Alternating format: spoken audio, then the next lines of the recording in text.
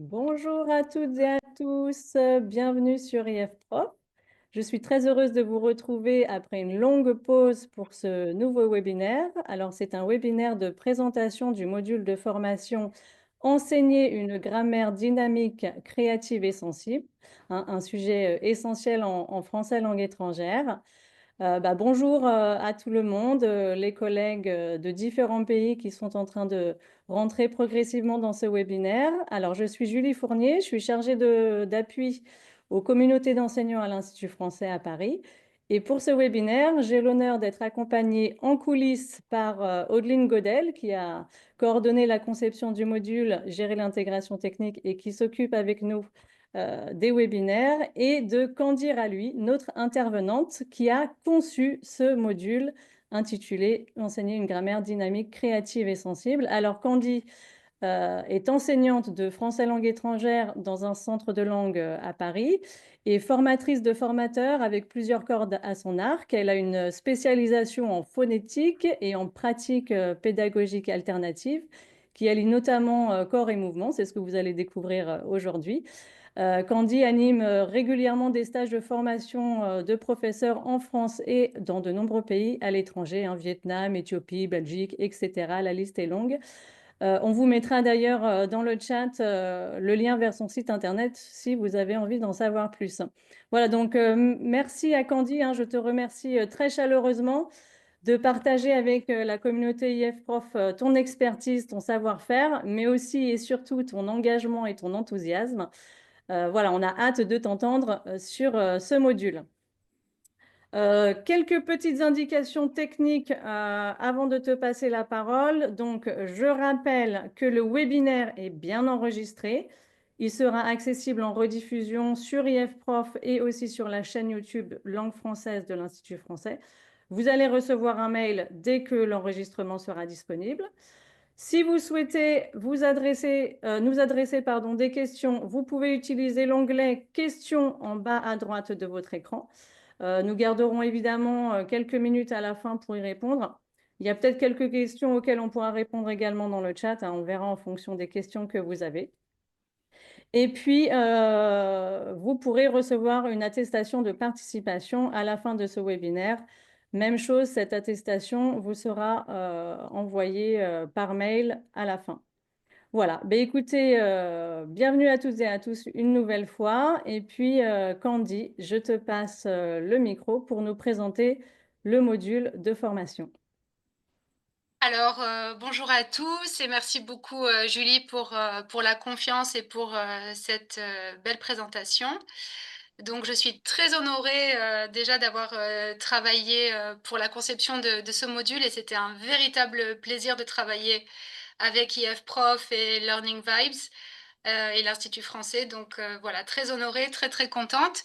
Alors pour compléter, cette petite présentation, à mon sujet, avant de commencer, à présenter donc, le module, pour me présenter, voilà, heu, une petite infographie donc, j'aime bien fonctionner, en classe ou dans la vie, je fonctionne beaucoup avec des petites cartes mentales. Je trouve qu'on peut exprimer beaucoup de choses, de manière, visuelle et c'est ce que je vais vous montrer justement dans la présentation de ce module.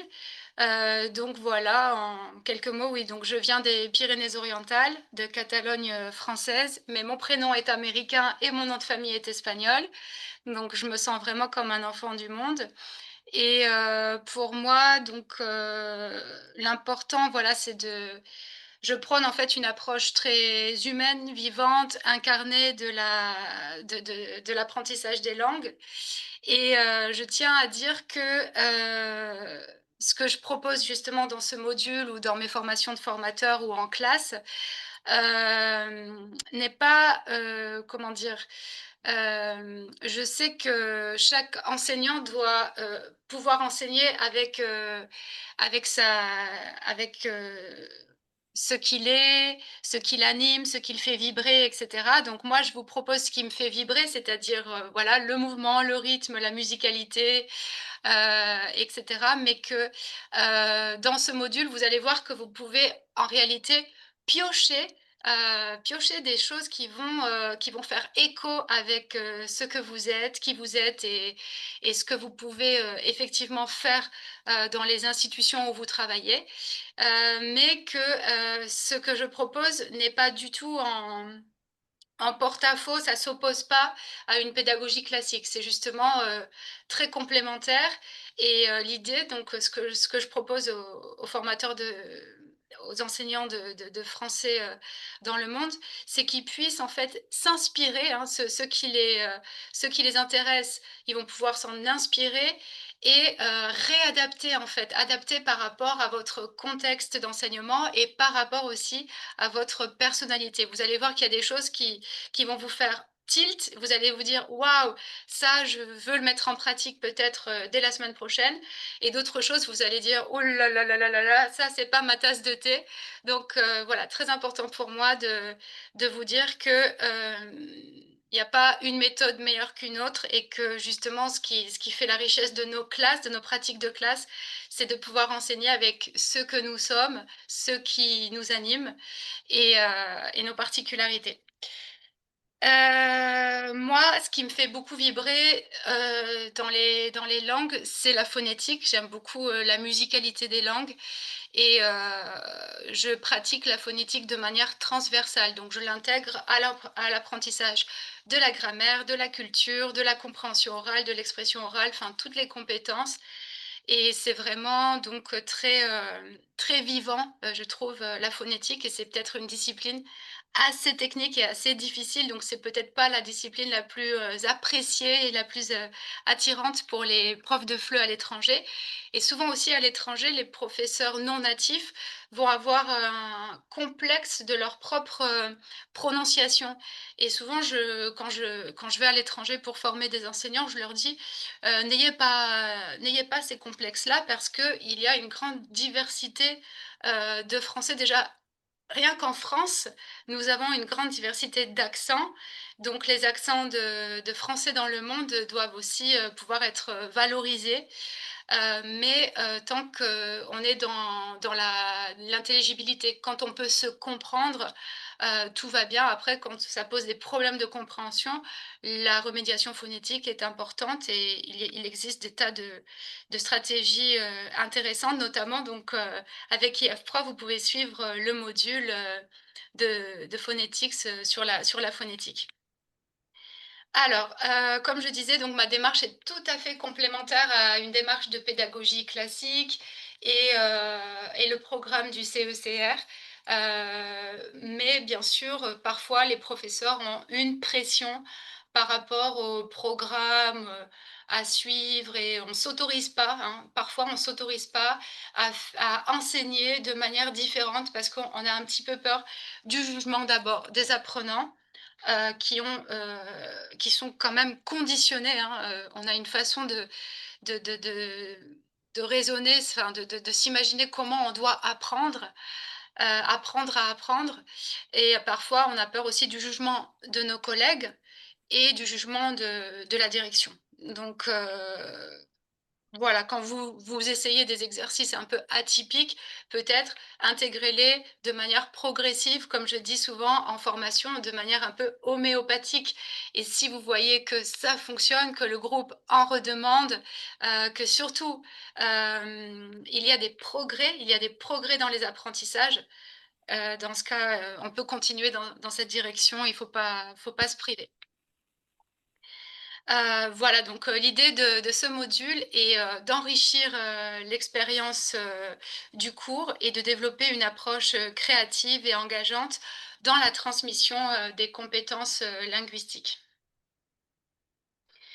Très souvent les professeurs, que je rencontre en France ou à l'étranger, me demandent en fait des techniques d'animation de classe. Il y a une grosse demande, à ce sujet parce que souvent, ce que j'entends, c'est que, très souvent les professeurs sont confrontés à un public parfois trop passif ou, les professeurs disent avoir du mal comment dire, à faire parler les élèves parce que parfois, bah, quand on est dans un pays où, par exemple, si vous êtes, en Inde et que tous vos étudiants, parlent, en anglais ensemble ou dans une langue indienne, ça peut être parfois difficile de les faire participer en petits groupes, en binôme et cetera, de les faire vraiment participer qu'en français, qu'en langue cible. Donc j'ai une grosse demande de techniques d'animation de classe parce que souvent les professeurs se plaignent d'un public, qui devient trop passif ou fatigué ou peu intéressé par justement la grammaire. Donc l'idée est de proposer des activités qui vont être engageantes, mais pour pouvoir engager, vos apprenants, il va falloir pouvoir vous aussi vous engager, donner de vous, je dis toujours que pour, pour enseigner le français autrement, pour enseigner en l'occurrence ici, c'est la grammaire autrement, je pense qu'il faut oser, mouiller sa chemise, hein, être dans l'action, ne pas avoir peur de faire des choses qui peuvent bousculer des habitudes. Voilà, donc la grammaire, la sacrée grammaire. Alors, en général, hein, le public, quelle que soit la tranche d'âge de nos étudiants ou les objectifs, de leur formation, on se heurte à une sorte de contradiction. À la fois, les élèves sont très demandeurs de grammaire, ils veulent absolument faire de la grammaire et ça se justifie tout simplement parce que, ça rassure, donc c'est comme chaque langue est un système, ça rassure énormément les étudiants de pouvoir, maîtriser la grammaire, l'agencement des mots et cetera, donc ça donne une sorte de contrôle sur la langue et donc c'est pour ça que les étudiants en demandent. Après, c'est vrai qu'on a des régions du monde où, les étudiants vont être plus ou moins demandeurs, hein. On va avoir une plus grosse demande en Asie, où la culture de l'enseignement est très axée sur la grammaire et peut-être un petit peu moins, axée sur la grammaire, dans des cours, j'imagine, je sais pas, mais je vais dire, par exemple en Amérique latine, il y a peut-être moins, de désir de maîtriser, à fond la grammaire. Et en même temps, la grammaire, ça rebute les gens parce que souvent les étudiants disent: «C'est complexe, il y a des exceptions» et cetera. Donc comment intéresser notre public, et rendre la grammaire accessible, amusante, engageante et vivante? Alors le module, de l'enseignement de la grammaire autrement est composé de 3 parties bien différentes, et le but de ces 3 parties est de donner vraiment des outils, clés en main, des activités très pratiques. Vous avez même, pas mal de vidéos. Nous avons incrusté des vidéos, donc de moments de classe et de moments de formation et le but est de pouvoir améliorer, d'une part, la concentration des étudiants, optimiser la mémorisation et aussi, beaucoup développer la spontanéité orale, avec différents canaux d'apprentissage. Hem Donc dans la première partie, il s'agit de vraiment, aborder le rôle essentiel de la mémoire visuelle. Dans la seconde partie, ce sera beaucoup plus axé sur, le mouvement et donc l'approche kinesthésique, hein. Kinesthésique, ça veut dire, par le mouvement. Et enfin, dans la dernière partie, nous présentons des activités pratiques sur une approche créative de l'enseignement et de la grammaire.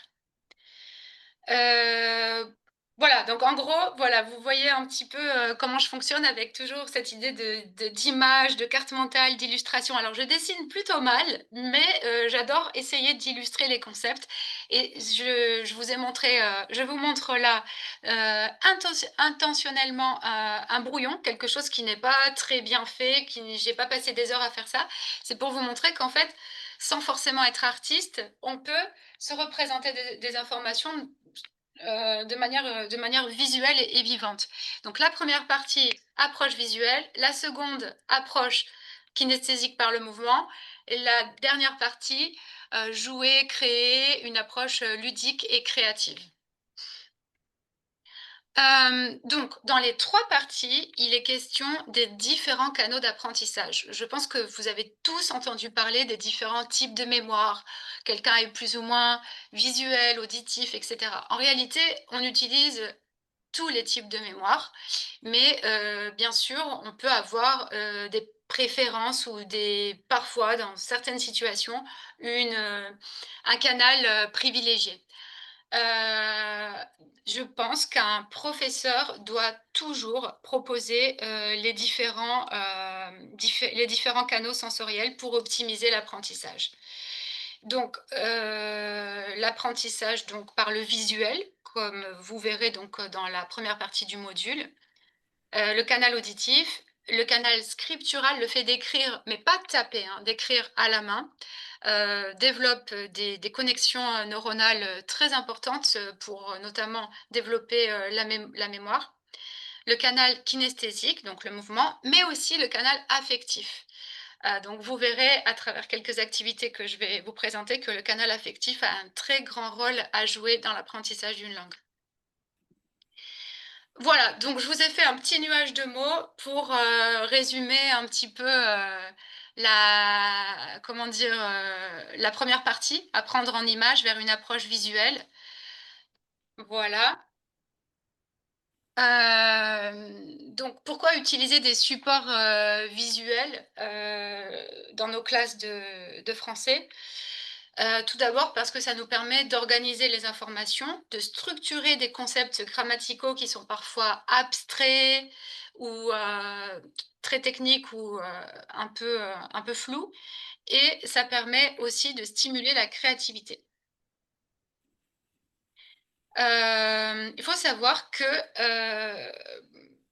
bon, les neurosciences prouvent que notre cerveau retient mieux les images que le texte seul, d'où l'intérêt, heu, d'utiliser les images, les illustrations. Mais ça peut être aussi des couleurs, des schémas, des cartes mentales. Hem, alors dans le module, vous trouverez par exemple, alors je pense que tout le monde connaît déjà les cartes heuristiques, les cartes mentales, mais peut-être que, certains d'entre vous n'ont pas encore osé utiliser cet outil en classe ou ne sait pas comment, amener cet outil. Donc vous trouverez dans la première partie du module, c'est assez détaillé, vous trouverez, toute la démarche de comment concevoir une carte mentale avec, avec des conseils méthodologiques, et aussi, alors je trouve que dans l'enseignement, je trouve énormément de cartes mentales, sur le vocabulaire, mais je trouve, pas souvent dans les pratiques de classe de mes collègues, je vois rarement des cartes mentales, plutôt liées à des points grammaticaux ou à une conjugaison. Donc dans ce module, je vous ai proposé notamment une carte mentale, faite, avec une de mes classes sur l'imparfait. Donc avec, voilà, code couleur, des images, et encore une fois, vous voyez, c'est quelque chose d'assez artisanal. Il faut pas vraiment se mettre la pression, être artiste, savoir, bien dessiner, et cetera, parce qu'avec des toutes petites choses, on est capable, de schématiser des concepts importants. Heu, on peut aussi énormément, développer la mémoire grâce à des cartes de révision, mais des cartes de révision illustrées, plutôt que de faire des cartes de révision avec, la traduction. Pour penser en français, rester dans le canal, français, dans la langue cible, moi je propose plutôt de faire des illustrations. Donc vous trouverez, dans la première partie, du module, toute une palette, d'outils, visuels. Donc ça peut être du sketch-note, cartes collaboratives, et cetera. Il va falloir que voilà, vous exploriez, donc je vous invite à vraiment suivre, ce module de grammaire pour explorer toutes ces pistes et ces outils très pratiques, qui vous sont proposés. Là, par exemple, c'est une fiche pédagogique enrichie sur, la différence entre le verbe connaître et le verbe savoir. Parce que très souvent, même au niveau avancé, les erreurs persistent et parfois c'est juste que, l'analyse de ces 2 concepts, de ces 2 verbes a pas été, vraiment bien comprise et donc là, de manière, très, très, schématique, mais ensuite, à vous aussi d'exploiter ensuite le document avec de la pratique, hein, bien sûr, rien ne remplace, la pratique. Parfois, les documents rassurent les élèves et les professeurs, mais rien ne remplace en fait, justement, le réemploi, l'utilisation en contexte, des fiches mémotechniques. Et ensuite, tout simplement aussi des petits dessins qui vont avoir, vocation de pratiquer un point de langue, mais en expression orale, en étant un petit peu plus libre qu'avec une liste de questions, avec une image et l'interprétation, qu'on peut avoir, différente d'une image. On va peut-être parfois se sentir plus libre pour parler. Là, en l'occurrence, c'est une activité sur, les indicateurs de temps, comment utiliser depuis, pendant, il y a et cetera. Donc avec, vie sentimentale, voyage, loisirs, travail. Alors pour résumer la 1re partie du module, donc les fiches pédagogiques, enrichies permettent une structuration claire et hiérarchisée d'un point de langue. Quant à elles, les fiches mémotechniques aident à mémoriser grâce à l'usage combiné de symboles, couleurs, schémas et schémas visuels. Et des représentations graphiques peuvent illustrer des concepts abstraits comme l'opposition entre l'imparfait et le passé composé, qui est dans ce module. Ensuite, donc, les cartes de révision ou flashcards en anglais, voilà, renforcent la mémorisation active. Et ensuite, la prise de notes collaborative favorise l'attention. Voilà pour la première partie. Alors, j'enchaîne. Julie, je peux enchaîner comme ça directement sur la deuxième partie? Oui? On y va? Oui, oui. Alors, dans la deuxième partie, il s'agit là d'apprendre, avec plus le canal kinesthésique, donc le mouvement, comment le mouvement, les gestes, les déplacements, la manipulation d'objets et cetera. Donc c'est le mouvement au sens très, très, très large. Comment ça peut, justement, dynamiser nos classes, stimuler, l'attention et l'engagement, la motivation des étudiants? Alors, il faut savoir que, le corps, depuis presque toujours, je dirais, est un grand oublié des salles de classe. Je ne sais pas exactement, pourquoi ni comment, la tradition de l'enseignement veut qu'on soit, assis à une table, un papier, un stylo, dirigé vers l'enseignant. Bon, je sais bien qu'il y a d'autres pratiques, il y a beaucoup de professeurs qui se permettent, de faire des sous-groupes, de changer la disposition, des tables et des chaises et cetera. Mais quand même, on a quand même dans le monde une grande tendance à enseigner, de manière, enfin, sans une grande attention donnée au corps et au mouvement. Alors peut-être aussi qu'une salle de classe avec, 25 ou 40 ou 50 élèves, ça permet pas de bouger beaucoup. Mais pourtant, moi j'ai essayé, hein, même en formation de formateur, par exemple en Éthiopie ou au Vietnam où, il pouvait être jusqu'à 60 enseignants par salle de classe. Nous avons, beaucoup, beaucoup bougé. On peut même bouger assis à une chaise. Donc je pense qu'il faut pas vraiment se priver. Donc mettre les apprenants en mouvement, ça peut, effectivement favoriser une dynamique de classe positive et active. Les activités corporelles, renforcent l'expression, la compréhension et la cohésion du groupe et je dirais que, post-covid, avec tous ces étudiants et ces professeurs traumatisés par, l'enseignement sur Zoom, j'exagère quand je dis traumatisés, mais c'est vrai que c'est pas la même chose d'avoir, un cours dans une salle de classe où on se regarde, on se voit, il y a de l'humour, on peut même se voilà, il y a de la camaraderie, on peut se toucher et cetera. Il y a quelque chose de très humain, de très physique, dans une salle de classe qu'on ne retrouve pas dans un cours à distance. Donc moi, je trouve qu'il y a une vraie plus-value à l'heure où tout est numérique, enfin beaucoup de choses sont numériques et le développement des intelligences artificielles. Je pense qu'il y a une réelle plus-value à être en classe, à être en relation avec l'autre. Voilà, je propose dans la deuxième partie du module des petits rituels en mouvement qui peuvent aussi dynamiser les séances et favoriser la concentration. Alors, à quel moment bouger? Et pourquoi bouger alors? Bouger pour effectivement libérer des tensions, canaliser la tension et peut-être souvent on ne se rend pas compte, mais nous les enseignants parfois nous enseignons à parfois des étudiants déjà fatigués par leur journée ou par la vie et on leur demande parfois des exercices ou des tâches où on met une pression grammaticale et linguistique qui est parfois énorme. Et le fait de bouger, faire bouger nos étudiants, ça permet de, de recentrer l'attention après un effort cognitif. Ça permet de vous prendre une respiration, d'alléger la charge cognitive. Pas besoin d'être prof de théâtre pour faire ça. J'ai pas fait d'école de théâtre et je suis pas du tout comédienne, et cetera. Mais en classe, je bouge beaucoup et je me permets de faire des exercices qui s'apparentent, au théâtre, mais sans grande légitimité de, voilà, pratique théâtrale. Enfin, je suis pas une spécialiste, voilà.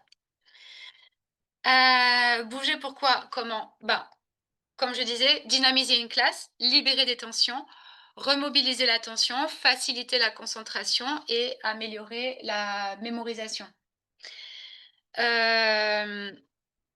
Voici un exemple concret d'exercice en mouvement. Donc là, il s'agit de réviser les participes passés. Recevoir. Allez, lève la carte. C'est ce que je t'ai dit. Non. Il faut toujours écouter les femmes. C'est ce que je t'ai dit. Ok, super. Jean-Pierre. Bisous. Il est où mon Jean-Pierre? Il est là. Il est là. Notre Vas-y.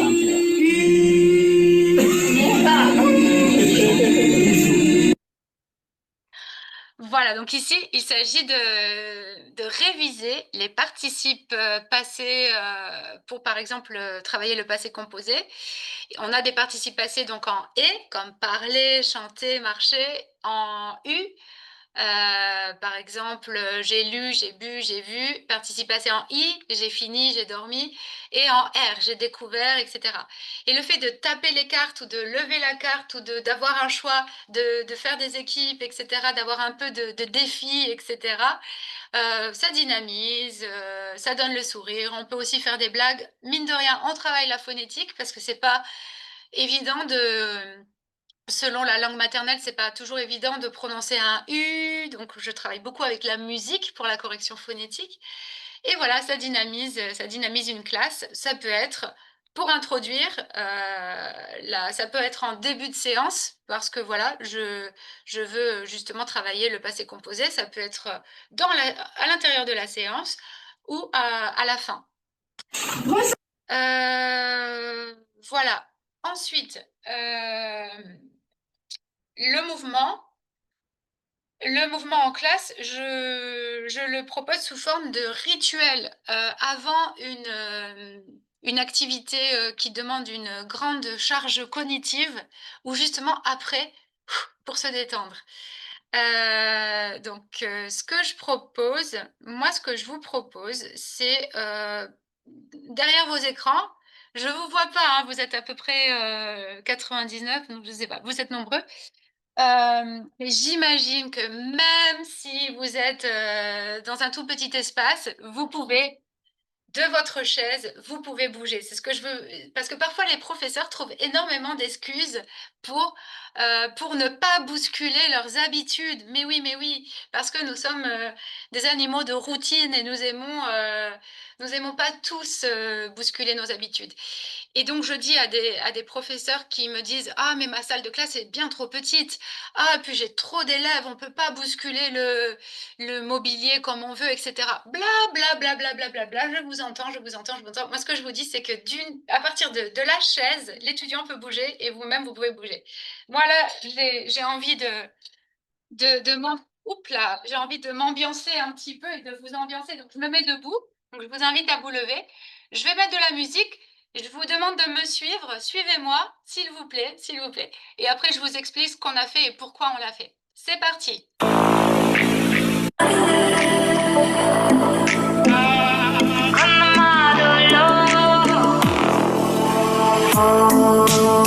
Laisse-moi vivre comme je veux, les pieds dans l'eau et la tête en feu.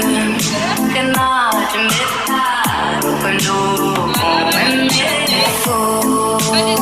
laisse-moi vivre comme je veux, sur des nuages, sous mon soleil bleu. Laisse-moi m'envoler, toucher les étoiles, frôler les nuages, défier mon histoire. Laisse-moi m'égarer là où plus rien n'est égal, même dans le noir. Je veux sentir la terre, la douceur minérale. Laisse-moi partir même sans bagage, caresser le vent. Je veux embrasser le monde, prendre dans mes mains. La route est longue et les rêves sont grands. Je marche sans fin, je veux vendre l'horizon. J'entends les montagnes, les étoiles m'attendent. On libère un petit peu l'esprit.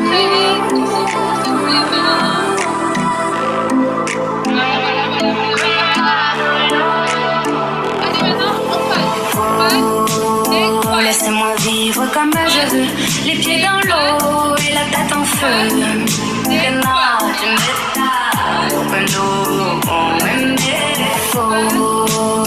laisse-moi vivre comme je veux, sur des nuages, sous mon soleil bleu. Que non, tu connais,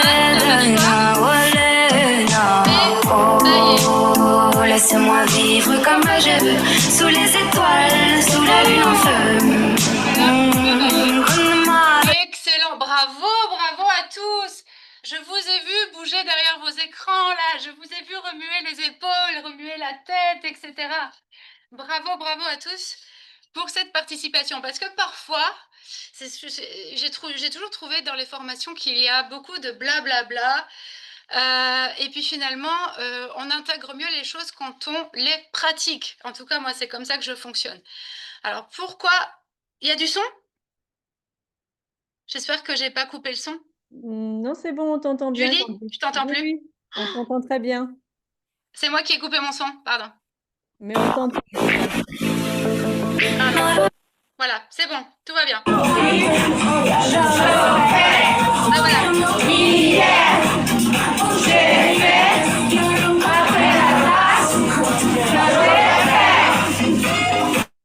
Alors ça, c'était... Et voilà, arrêtez le partage. Je reviens sur la présentation. Voilà, ce que je voulais faire, c'était aujourd'hui la diapositive suivante. Voilà, tout va bien, tout est sous contrôle.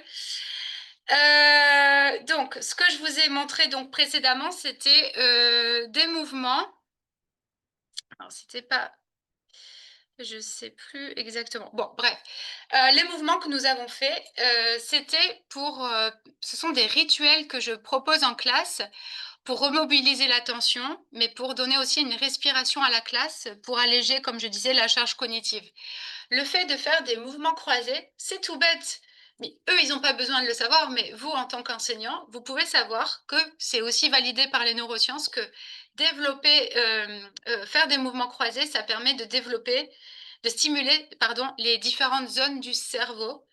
Donc, les mouvements croisés, la respiration, la libération du stress. Vous savez, les enfants, ils le font naturellement. Vous voyez des enfants quand, par exemple, un enfant à l'école primaire ou même à l'école maternelle, après avoir fait des exercices qui demandaient peut-être 20 minutes de concentration, après, ils sont un peu foufous, ils ont besoin de sauter, ils ont besoin de libérer des tensions. Nous, à l'âge adulte, on a moins ce besoin, mais c'est surtout qu'on a appris à inhiber tout ça. Mais en classe, moi, je permets aux étudiants, justement, et même moi, de libérer un petit peu des tensions avec la musique. La musique aussi, ça peut permettre de se sentir bien, de se sentir ensemble et d'écouter des chansons françaises agréables pendant les mouvements. Ça fait aussi partie de l'expérience du cours. Alors, dans la deuxième partie, il est aussi question... Ah oui, et pardon, et la deuxième vidéo que je vous ai montrée rapidement, c'était pour vous montrer un exemple d'apprentissage des conjugaisons, enfin de pratique des conjugaisons, le présent, le passé composé et le futur proche, en mouvement. C'est une sorte de salsa des conjugaisons. Et ça aussi, c'est très, très, très agréable de conjuguer de cette manière. Ça dédramatise les conjugaisons, je peux vous le dire. Et ne vous inquiétez pas pour les profils non kinesthésiques. Il y a des gens qui détestent le mouvement ou pour qui ça bouscule trop leurs habitudes. Laissez-les ne pas participer. Ne forcez aucun étudiant à participer à une activité atypique parce que c'est la meilleure façon de braquer l'étudiant. Mais servez-vous de l'émulation, servez-vous de l'énergie du groupe parce que même un étudiant qui ne participe pas à l'activité, le fait d'observer ses camarades, il apprend. Donc on essaie de ne pas embarquer tout le monde, hein. On ne peut pas plaire à tout le monde de toutes les manières, mais quand on prend des risques, on plaît encore moins à tout le monde. Parfois, la correction collective, quand on corrige un exercice ou une évaluation, ça peut être un peu rébarbatif et laborieux. On peut transformer ce type d'activité obligatoire en vrai moment agréable grâce à des exercices qui sortent un petit peu du commun. Vous trouverez des idées dans le module. La lecture chorale aussi, au lieu de faire lire chaque apprenant un par un. Et puis parfois, ça peut être un exercice extrêmement difficile pour les étudiants très très timides, les étudiants qui souffrent de dyslexie. Parfois, certains ne savent même pas qu'ils souffrent de dyslexie, mais ils bataillent vraiment pour lire plusieurs mots. La lecture chorale, donc c'est comme une chorale quand on chante tous ensemble, mais là c'est la lecture. Ça peut être un exercice très agréable parce que chacun lit, respecte donc tous les phénomènes phonétiques, les liaisons, les enchaînements, etc. Et les lettres, les consonnes muettes à la fin des mots, etc. Mais l'attention est moins dirigée sur une personne. Donc ça libère un peu la pression pédagogique. L'humour aussi, les mises en scène, les mimiques, tout ça peut contribuer à faire du cours une expérience positive et donc à travailler sur cette fameuse mémoire affective. Et bien sûr, oui, on en a parlé, je l'ai évoqué tout à l'heure, le fait de changer la disposition de classe, faire des sous-groupes, travailler avec des îlots, ou parfois faire des activités où les étudiants sont debout, varier un peu voilà, les modalités. Donc voilà, dans la deuxième partie, il est vraiment question de faire du corps un véritable outil pédagogique à part entière.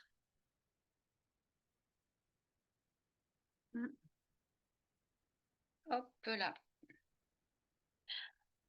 Il est temps de vous présenter la troisième et dernière partie. Est-ce que je suis correcte? Est-ce que ça va au niveau du temps? Julie, est-ce que ça va? Oui, ça va très bien. On adore t'écouter. C'est vraiment très intéressant. Donc, vas-y, tu peux continuer. D'accord, d'accord, d'accord. Alors, là, je viens de parler de la deuxième partie avec donc justement tout ce qui est rôle du corps et du mouvement kinesthésique, etc. Donc, vous allez peut-être penser que c'est pas pour vous, pour beaucoup de raisons. Vous allez vous dire, je suis pas une personne exubérante ou je suis pas une personne qui fait du yoga ou je pratique pas de danse, etc. Alors, juste pour vous faire une petite confidence, moi, quand j'étais enfant ou quand j'étais même jeune adulte en dispositif de formation, donc à l'école, au collège, au lycée, à l'université, je faisais partie des enfants les plus timides, les plus réservés, l'enfant qui participe pas, qui ose pas lever le doigt. Quand j'étais interrogée, je devenais rouge écarlate, plus rouge que maintenant. Donc j'ai vraiment combattu ma grande timidité. Je n'arrivais pas à respirer, je bégayais, etc. Donc c'est pour vous dire que on peut aussi faire un gros travail sur soi et changer à l'âge adulte. À l'âge adulte, j'ai compris que euh, être soi, être comme on est, c'est la meilleure des choses à faire pour pas trop souffrir, pour pas se forcer tout le temps à être comme on pense que les autres voudraient qu'on soit. Ça devient trop compliqué. Donc, je me suis un peu libérée à l'âge adulte. Et souvent, dans mes classes, j'identifie très rapidement les étudiants qui sont comme moi avant. Les plus timides, ceux qui n'osent pas prendre la parole, ceux qui rougissent, ceux qui bégayent, etc. Et avec la confiance, avec l'humour, surtout l'humour, hein, l'humour c'est un levier d'apprentissage fondamental, l'humour et la pédagogie de la relation. Donc quand on est en confiance avec son enseignant et quand on est en confiance dans un groupe, on peut être soi-même. Et donc c'était une petite parenthèse voilà, pour vous dire que même si vous pensez que c'est pas pour vous, essayez parce que vous risquez d'aimer ça et de devenir exubérant après. Dans la troisième partie, il s'agit d'apprendre en jouant et en développant la créativité.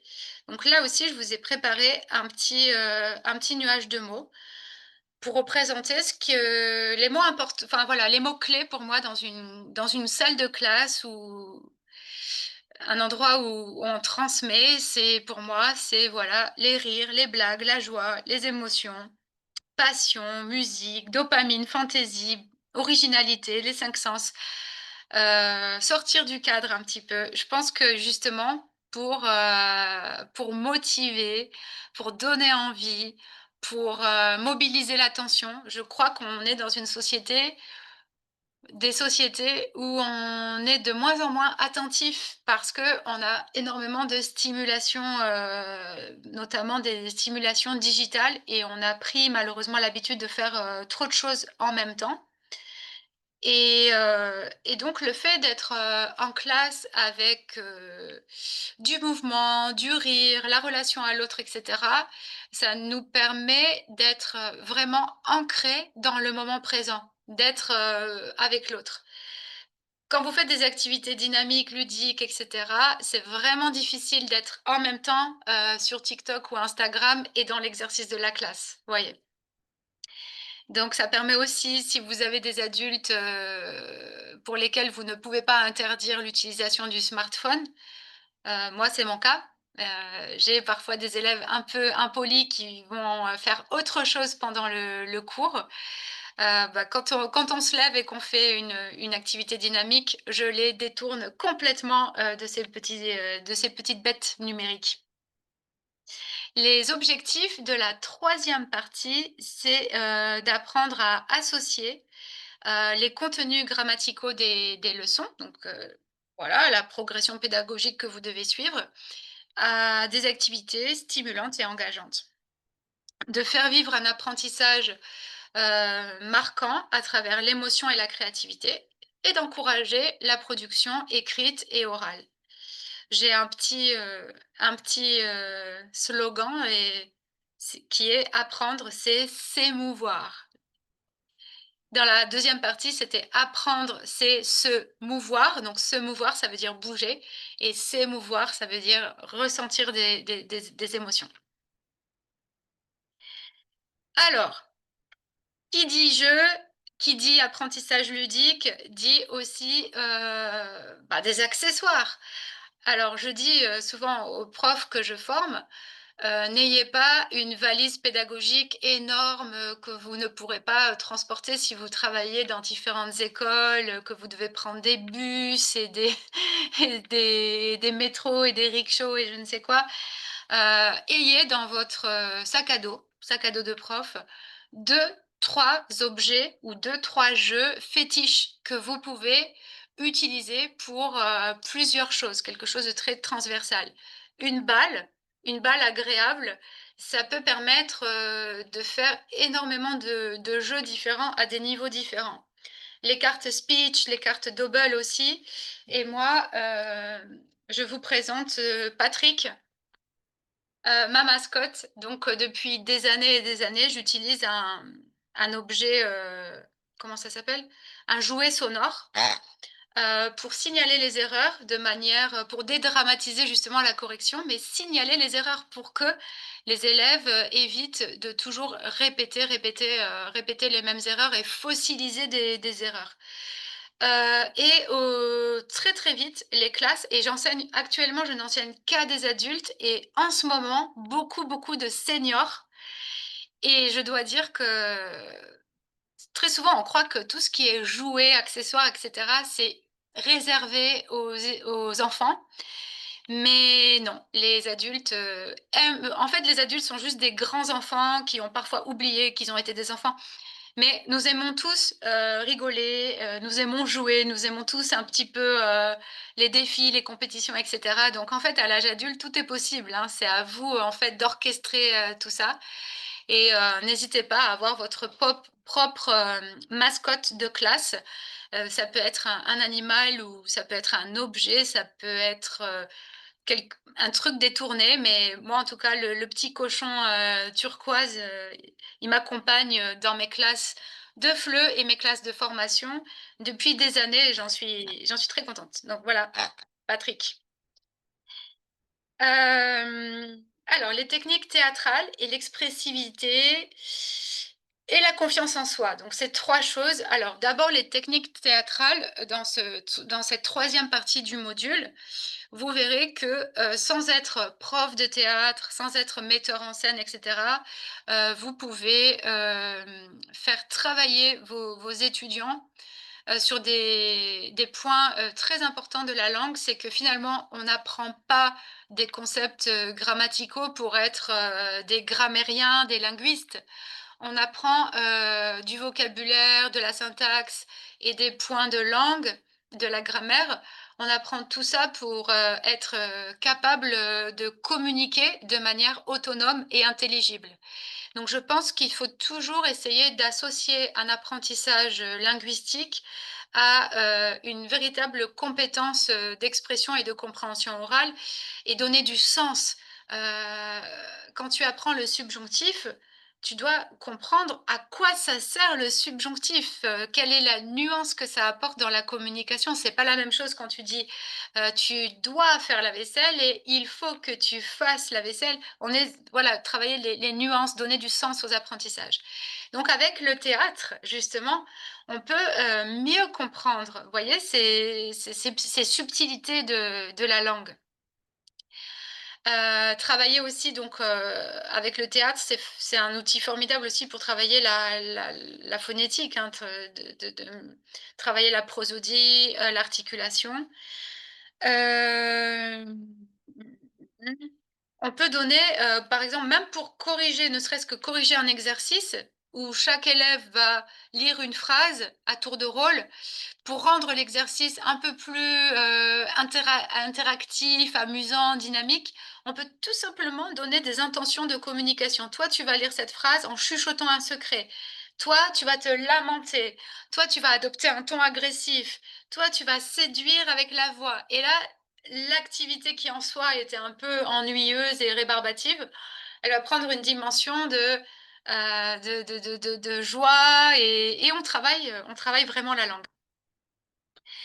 Un autre outil efficace, très efficace pour, pour corriger, mais pour développer ses compétences orales, c'est le chant. Le fait de chanter des phrases difficiles, c'est-à-dire parfois pour les élèves, des phrases de plus de 12 syllabes avec parfois un adverbe qui est placé entre 2 parties du verbe avec ou la négation complexe, etc. Parfois, certaines phrases sont presque impossibles à dire de manière spontanée, même au niveau B1, B2. Donc le fait de prendre l'habitude de chanter, chanter des phrases qui peuvent sur lesquelles ils peuvent buter, peut être un exercice exceptionnellement efficace. Donc, je vais vous montrer un exemple. Par exemple, dans une classe de niveau A2, j'ai remarqué que les étudiants faisaient toujours le même type d'erreur. J'ai arrivé au lieu de je suis arrivé, ou j'ai rentré à mon maison au lieu de je suis rentré chez moi, etc. Et je me suis dit un jour, OK, toutes ces phrases que je corrige presque chaque matin quand je fais mon petit rituel de quoi de neuf, 5 minutes pour prendre un peu la température de la classe, je me suis dit, je vais noter les phrases avec des erreurs récurrentes et je vais les mettre en rythme et en musique. Et ça fonctionne super bien et encore une fois avec des seniors, c'est très intergénérationnel dans mes classes, donc ça va de, allez, 18 ans à 85 ans. Et ça fonctionne pour tous les âges en réalité. Je vous montre. Je me suis couché trop tard, je me suis couché trop tard, je me suis couché trop tard, je suis rentré chez moi, je suis rentré chez moi, je suis rentré chez moi, je suis rentré chez moi, je n'ai pas la monnaie, je n'ai pas la monnaie, je n'ai pas la monnaie, je n'ai pas la monnaie.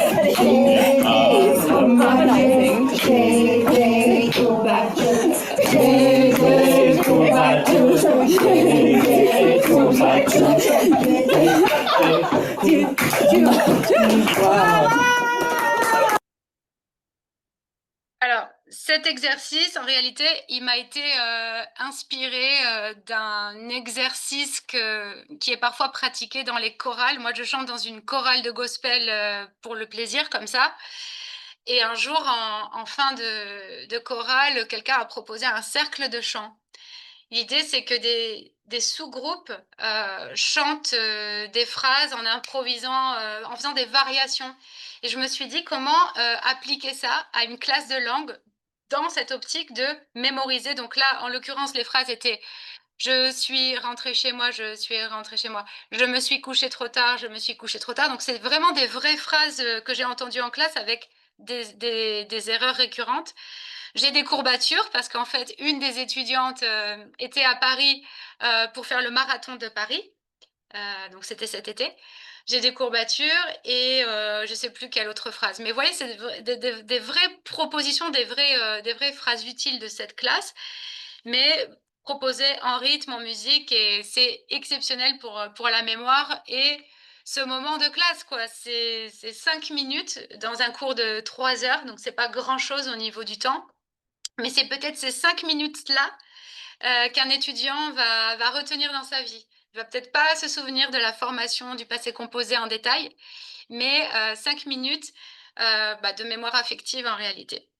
L'humour, c'est aussi un levier puissant pour apprendre les langues. Donc ça peut passer par un dessin, une blague, une petite blague privée de la classe. Là, par exemple, quand j'introduis les pronoms compléments, j'aime beaucoup cette image. Si tu m'aimes, dis-le. Et la femme dit le. Donc travailler l'humour pour n'importe quelle compétence grammaticale, ça peut être très sympa. J'ai presque fini et je continue donc avec les conjugaisons. Les conjugaisons sont aussi en français considérées comme une bête noire au sens de ah, c'est compliqué, c'est complexe, même ne serait-ce que le présent de l'indicatif est très complexe parce qu'il y a beaucoup d'irrégularités. Et que ce que j'écris et ce que je prononce, donc une différence entre la phonie et la graphie, est très présente en français. Donc là encore, travailler sur différents canaux, le canal visuel, auditif, kinesthésique, pour les conjugaisons. ça peut faire la différence. Et parfois, des gens qui ne sont vraiment jamais rentrés dans les conjugaisons, le fait de proposer un exercice de conjugaison autrement, ça peut débloquer. Ça peut vraiment débloquer les apprentissages.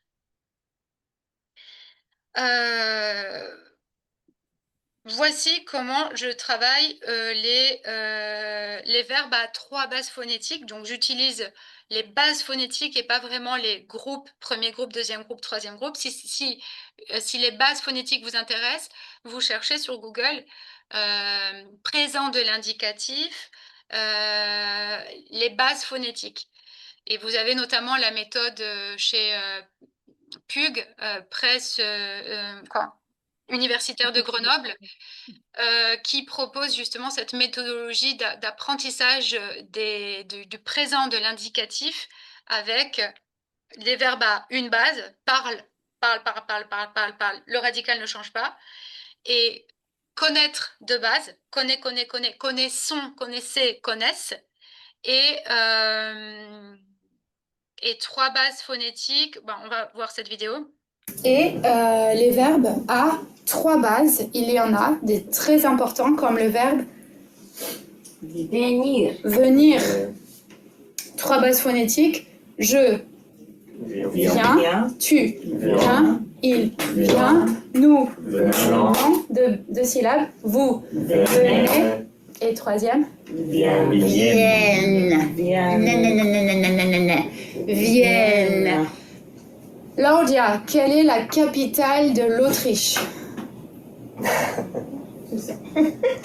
Alex, la capitale de l'Autriche. Vienne. Vienne. Voilà. Et donc, mémorisez la phrase. Ils viennent à Vienne. Come to Vienna. Ils viennent à Vienne. Ou ils viennent de Vienne. Ils viennent de Vienne. Ah, they come from Vienna. Ils viennent de Vienne. Ça va? Hop là, etc. Donc, vous voyez que on peut enseigner les conjugaisons d'une autre manière. Encore une fois, ça ne s'oppose pas à la pédagogie plus traditionnelle, plus classique. Mais si vous voyez que vos étudiants ne progressent pas, en l'occurrence pour, par exemple, les conjugaisons au présent, essayez autre chose. Et au pire, ça ne fonctionne pas. Au mieux, ça fonctionne. Et là, c'est bingo. Une autre manière donc de rentrer dans les conjugaisons, c'est d'être impliqué aussi physiquement ou dans la narration d'une histoire. Donc, je vous montre cet extrait. Je marche, tu marches, il marche, nous courons, vous courez, ils arrivent. Waouh!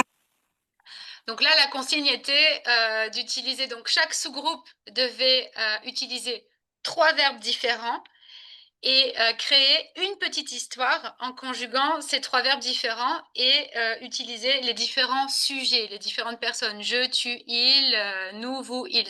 Pas les 6, mais au moins 3 pronoms sujets différents. Donc ça, c'est une activité qui fonctionne très bien et qu'on peut décliner avec d'autres temps que le temps du présent de l'indicatif. Donc voilà, donc comme je disais au tout début de cette présentation, associer les canaux auditifs, visuels et kinesthésiques, c'est quelque chose de vraiment bénéfique pour les conjugaisons, mais pour tous les apprentissages. Le fait de marquer, vous avez vu dans la vidéo précédente, je marquais les différentes syllabes en tapant dans les mains. Ça, c'est quelque chose que font les enfants qui apprennent à lire en français en France. Ils vont taper les syllabes. On peut le faire avec nos étudiants étrangers aussi, hein, la syllabation. Utiliser voilà, des petits virlangues comme ils viennent à Vienne, ce genre de choses.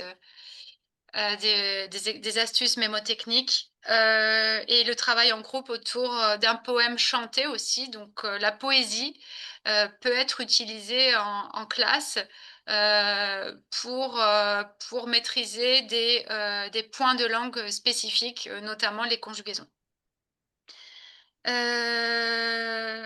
Pour terminer, je vais vous parler rapidement de grammaire et littérature. Moi, ce que je propose dans mes classes ou à mes étudiants étrangers est de reconnecter la poésie au plaisir.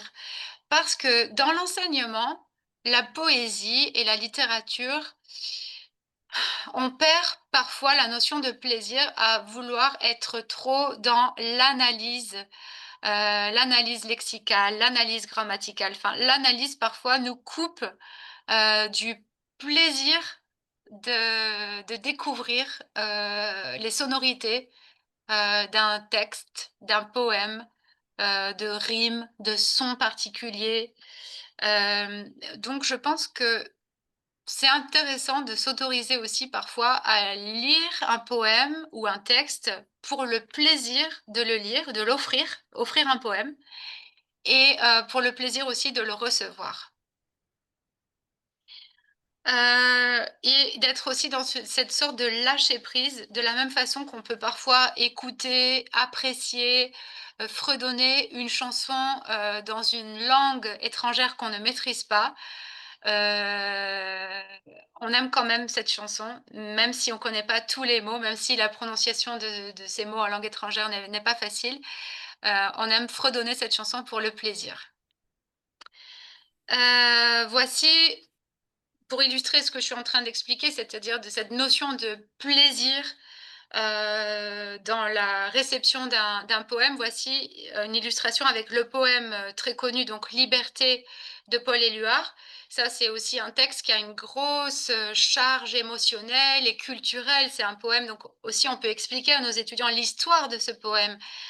Pourquoi il est si connu, pourquoi il est si important dans les manifestations en France, etc. Donc, regardez plutôt ce qui se passe ici au Vietnam avec Liberté de Paul Éluard. Sur l'absence sans désir, sur la solitude nue, sur les marches de la mort, j'écris ton nom. Et par le pouvoir d'un mot, je recommence ma vie. Je suis né pour te connaître, pour te nommer Bon, ça paraît un peu extrême de voir, c'est vrai que quand on voit un extrait comme ça peut être un peu impressionnant. Mais là, voilà, c'est dans un dispositif où on était ensemble 4 jours, où on a travaillé sur la phonétique et sur le plaisir des sons, etc., et sur la mélodie des langues. Et donc là, quand on a lu l'exercice ici, c'était de lire ce poème donc, qui a été projeté sur un écran géant, de le lire ensemble, donc en lecture chorale, et de le lire avec le crescendo, donc de chuchoter jusqu'à être dans la déclamation. Et ça libère beaucoup d'émotions et beaucoup de choses. Pour conclure, je finirai sur cette magnifique phrase, cette citation de Cesare Pavese, que je ne sais pas trop bien prononcer. On ne se souvient pas des jours, on se souvient des instants. On ne se souvient pas des jours, on se souvient des instants. Je pense que c'est une belle phrase à méditer par rapport à nos salles de classe. Donc, pour résumer, dans la première partie du module, vous découvrirez le pouvoir de la facilitation visuelle qui permet de structurer l'information, de renforcer la mémorisation grâce au support graphique et aux repères visuels.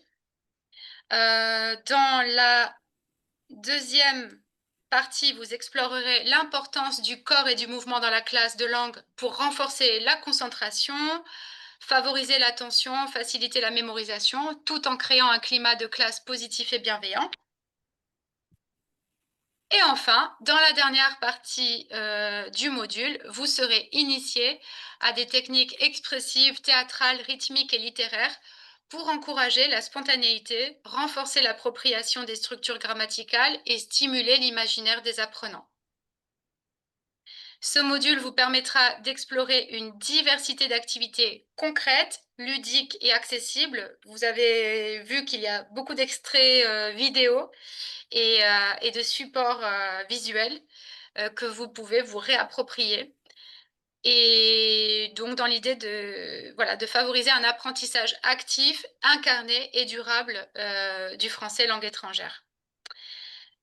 Voici mon site internet avec mon petit slogan Faites vibrer vos cours. Donc, n'hésitez pas à vibrer d'abord vous-même pour faire vibrer vos étudiants.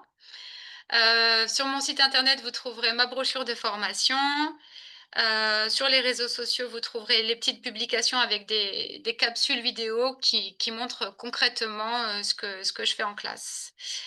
Et voilà, merci beaucoup. Ben, merci beaucoup à toi, Candy, vraiment pour cette belle énergie et pour filer la citation que tu as donnée à la fin. En tout cas, c'est certain, on se souviendra de cet instant magique où tu nous as transportés dans ton monde et dans tes approches pédagogiques qui sont vraiment très inspirantes et qui donnent envie de reprendre de la grammaire et de bousculer ou de secouer un petit peu nos habitudes. Voilà, donc merci beaucoup. Voilà, tu nous as donné un très bon aperçu de ce module. Donc, je rappelle à tout le monde que vous pouvez retrouver ce module de formation donc sur IF Prof, votre plateforme habituelle, dans l'onglet formation. Là, on a eu un bel aperçu de tout ce que vous allez retrouver, mais voilà, tout ceci va être détaillé et développé dans les 3 parties du module. C'est un module qui dure à peu près 3 heures, un peu plus si vous explorez les pistes voilà, qui sont proposées en plus. Donc, ça vous permet de développer des nouvelles compétences, des nouvelles pratiques, d'avoir plein d'idées pour vos classes. Comme l'a dit Candy, piochez vraiment ce qui vous correspond le mieux. Et puis, n'hésitez pas à tester des choses. Bah, peut-être qu'il y en a qui marcheront, peut-être qu'il y en a qui ne marcheront pas. Vous verrez ce avec quoi vous vous sentez à l'aise. Je pense que c'est aussi ça qu'il faut retenir de ta présentation, Candy. Voilà, il y a plein d'idées, il y a plein de choses à faire. Vous allez certainement trouver ce qui vous plaît, ce que vous avez envie de faire avec vos élèves en fonction de votre contexte. En tout cas, osez. Et puis, alors, cerise sur le gâteau, si vous obtenez 70% de bonnes réponses à la fin du module, vous avez une attestation de réussite. Voilà, et on sait que, bah, en plus d'apprendre de nouvelles choses, c'est toujours intéressant de pouvoir valoriser ça dans son parcours professionnel. Écoute, on a eu énormément de commentaires élogieux hein, et de remerciements. Je regarde juste s'il y a des questions qui n'ont pas été répondues.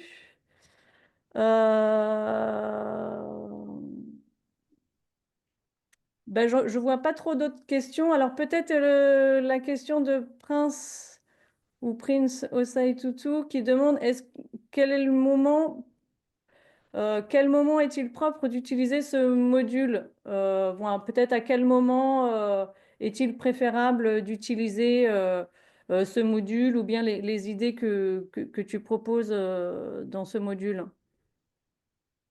Quel moment? C'est-à-dire Quel moment du cours? Alors, je vais essayer d'interpréter la question de Prince. Peut-être à quel moment du cours? Au début, au milieu, à la fin? Voilà, bah, en suivant le module, vous trouverez la réponse à cette question, mais je l'ai déjà évoqué tout à l'heure, c'est-à-dire que l'idée, c'est de ne pas avoir tendance à penser que c'est seulement à la fin du cours pour combler, je ne sais pas, les 10 minutes restantes inoccupées. Non, l'idée, c'est justement d'intégrer cette façon de fonctionner d'enseigner de manière vivante et dans la communion avec l'autre, avec la classe, à tous les moments de la classe. Ça peut être pour introduire une leçon, ça peut être pour corriger des exercices, ça peut être après une évaluation, enfin, ça peut être vraiment décliné à tous les moments de la classe. Moi, je vous invite à essayer. Après avoir suivi le module, je pense que vous allez avoir envie d'essayer certaines choses et peut-être essayer petit à petit. Lancez-vous un petit défi, dire, allez, la semaine prochaine, j'essaye ce truc-là. Et puis, dans 2 semaines, j'essaierai une nouvelle chose. Mais je vous promets que c'est quand on commence à bousculer ses habitudes et qu'on a des retours positifs, finalement, quand on goûte à ça, on continue. On se dit: «Bon, bah, alors, finalement, ils en redemandent, alors, je vais faire ça». Donc, n'hésitez pas. Bah, écoute, merci beaucoup pour, cette, dernière réponse et puis, bah, je vais conclure sur, un des commentaires qui a été fait. Alors il y a eu des nombreux commentaires très élogieux, comme je le disais, mais, qui va nous servir de conclusion à ce webinaire. Voilà, beh, finalement utiliser tous ces outils et toutes ces techniques, ça nous permet d'humaniser notre enseignement. Ah, merci. Voilà. Eh ben, merci à toutes et à tous. Je vous dis pas la semaine prochaine, mais au mois prochain pour un autre webinaire thématique. Et puis bah, d'ici là, allez regarder ce que fait Candy sur son site internet, sur les réseaux sociaux. Et puis bah, inscrivez-vous au module de formation IF Prof. Voilà, sur cette manière d'enseigner la grammaire. À bientôt et puis bah, Merci bonne beaucoup, journée, merci à bonne fin tous. de journée à tous. Au revoir. Au revoir.